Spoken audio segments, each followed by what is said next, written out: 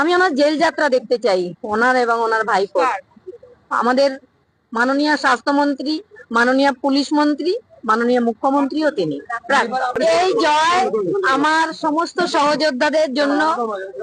এরা দীর্ঘদিন আমার সঙ্গে লড়াই করেছে এবং সমস্ত পানিহাটি বাসীর জয়। আমি আগেই বলেছিলাম এই ঘোষ ফ্যামিলি থেকে, তাদের থেট কালচার থেকে আমি পানিহাটিকে মুক্ত করতে চাই। আমি সেটা পেরেছি।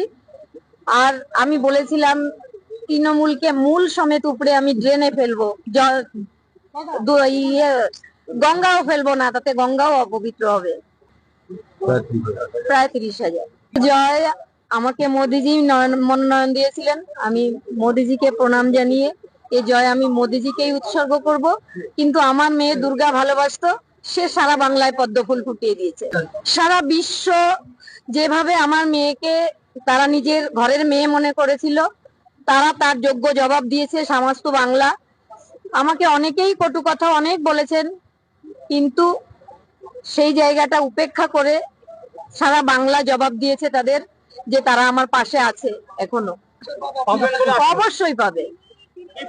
এটা বিচার পাওয়ার একটা ধাপ মাত্র আমি এগোলাম, আমি আমার সমস্ত সহযোদ্ধাদের নিয়ে এবং সমস্ত বাংলার সমস্ত মা বোনেদের নিয়ে। এটা শুধু আমার মেয়ের বিচার নয়, প্রত্যেকটা মেয়েদের ক্ষেত্রে যে সুরক্ষা নেই।